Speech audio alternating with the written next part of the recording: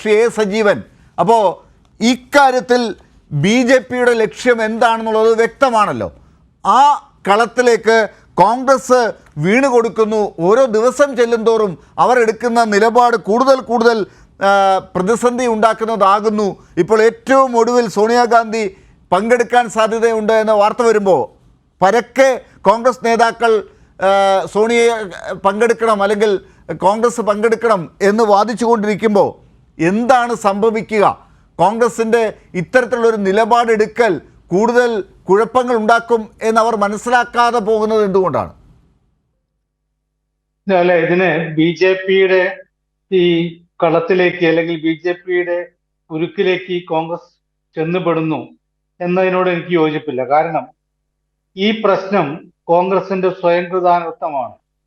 B J P സ്വാഭാവികമായിട്ടും അവർക്ക് അധികാരം കിട്ടാൻ നേരത്തെയും അധികാരം കിട്ടുകയും ശേഷം അധികാരം നിലനിർത്താൻ ഇപ്പോഴുമൊക്കെ പലതരത്തിലുള്ള രാഷ്ട്രീയ തന്ത്രങ്ങൾ പയറ്റും.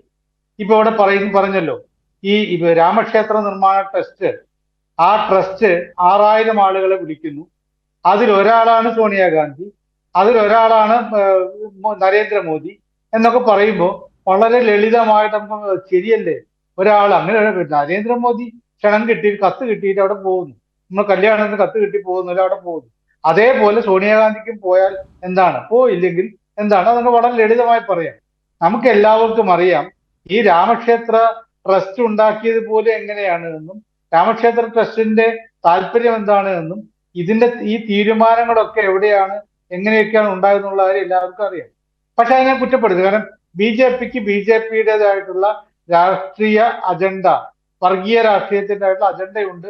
അത് ഇപ്പോൾ മാത്രമല്ല, നേരത്തെ പറഞ്ഞല്ലോ സോമനാഥ ക്ഷേത്രം, അപ്പോൾ പോലും അത് ഹിന്ദു മഹാസഭയുടെയും മറ്റും ഒരു രാഷ്ട്രീയ തന്ത്രമായിരുന്നു. അതിൽ കൊത്തരുത് എന്നാണ് അക്കാലത്തെ പ്രധാനമന്ത്രി ജവഹർലാൽ നെഹ്റു പറഞ്ഞത്. അവിടെ പോയിട്ട് സംസാരിക്കാൻ തീരുമാനിച്ചപ്പോൾ, സംസാരിക്കാൻ ഏറ്റുപോയി എന്ന് പറഞ്ഞ് രാജേന്ദ്ര പ്രസാദ് പോകുമ്പോൾ അദ്ദേഹം അവിടെ വെച്ച് മതം പറയില്ല, മതവുമായി ബന്ധപ്പെട്ട രാഷ്ട്രീയം പറയില്ല എന്ന് ഉറപ്പ് കൊടുക്കുകയും അതനുസരിച്ച് പ്രവർത്തിക്കുകയും ചെയ്ത ആളാണ്.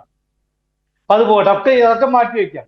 കോൺഗ്രസിന്റെ സ്വയം കൃതാനർത്ഥം ഞാൻ പറയാനുള്ള കാരണം, ഈ പ്രശ്നം ഇന്നൊന്നിൽ ഉണ്ടായതല്ലല്ലോ. ഇപ്പൊ തന്നെ പറഞ്ഞല്ലോ 500 വർഷമായിട്ട് ഈ തർക്കം നിൽക്കുന്നു.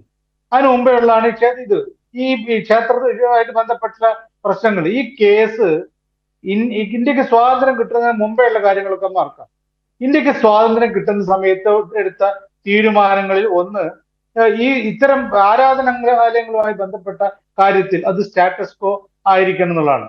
അതായത് ആ സമയത്ത് ഏത് ആരാധനാലയം ആരുടെ കൈവശമാണോ അത് അതേപോലെ നിലനിർത്തണം എന്നുള്ളതാണ്. അതാണ് ഇവിടെ ഉണ്ടാവേണ്ടിയിരുന്ന കാര്യം. പക്ഷെ അതുണ്ടായില്ല. ഇനി പോട്ടെ, ഇതുമായി ബന്ധപ്പെട്ട കേസുണ്ടെങ്കിൽ എന്താണ് വേണ്ടത്? അവസാനം വന്ന സുപ്രീം കോടതി വിധി സ്വാഭാവികമായിട്ടും ഈ കേസിനെ തുടർച്ചയായിട്ട് പോകുന്നു. സ്വാതന്ത്ര്യം കിട്ടുന്ന സമയത്തുണ്ടായിരുന്ന അതേ അവസ്ഥ, ആ അയോധ്യയിലെ അവിടെ ഉണ്ടായിരുന്ന കെട്ടിടം, അത് പള്ളിയാണോ ക്ഷേത്രമാണോന്നൊക്കെ പോട്ടെ, ഞാനിത് ഒരു കെട്ടിടം എന്നുള്ള രീതി കാണണം. ആ കെട്ടിടം അതേപടി അന്ന് കേസ് തുടങ്ങുന്ന കാലത്തുള്ള പോലെ സ്വാഭാവികമായിട്ടും അങ്ങനെയാണോ? അല്ലല്ലോ.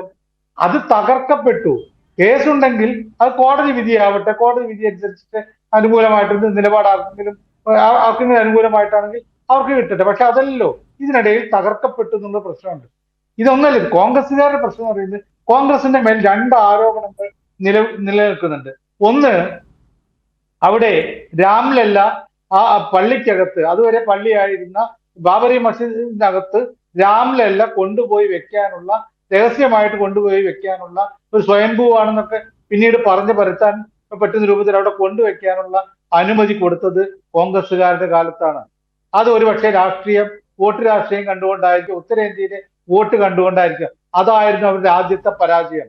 അതായത് വർഗീയതയെ കൂട്ടുപിടിച്ച് അപ്പുറത്തൊരു വർഗീയത കളിക്കുന്നുണ്ടെങ്കിൽ അതിനേക്കാൾ കൂടുതൽ ഞങ്ങളാണല്ലോ നിങ്ങൾ രഹസ്യമായിട്ട് കൊണ്ടുവച്ചോളൂ എന്ന് പറഞ്ഞൊരു കാര്യം. രണ്ടാമത്തേത്, അവിടെ ഉണ്ടായിരുന്ന ബാബരി മസ്ജിദ് തകർത്ത് ആരുടെ കാലത്താ? വാജ്പേയിയുടെ കാലത്താണെങ്കിൽ നമ്മൾ ബി ജെ പിയെ ഭീകരമായിട്ട് കുറ്റപ്പെടുത്തണം.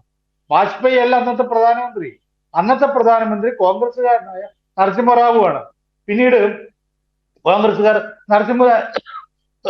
നരസിംഹറാവുവിനെ കുറ്റപ്പെടുത്തിയെങ്കിലും കോൺഗ്രസുകാരനായിരുന്നല്ലോ.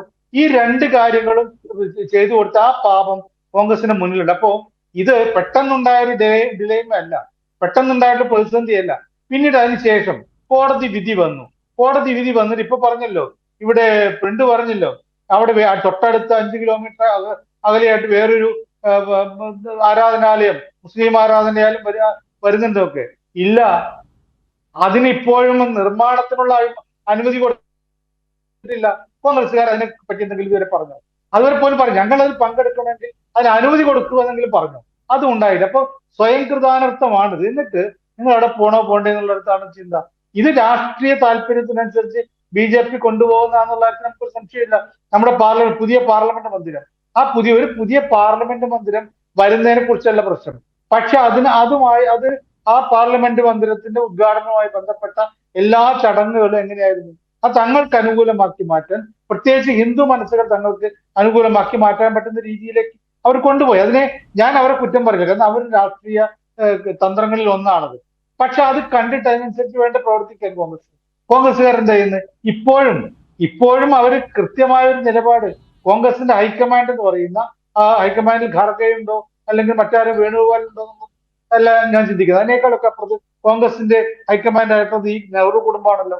ആ നെഹ്റു കുടുംബത്തിലെ 3 പേരും എന്താണ് ഇതുമായി ബന്ധപ്പെട്ട് കൃത്യമായിട്ട്, നിങ്ങൾ പോകുമോ പോവില്ലേ, ഞങ്ങൾ പോകും എന്ന് പറഞ്ഞോട്ടെ.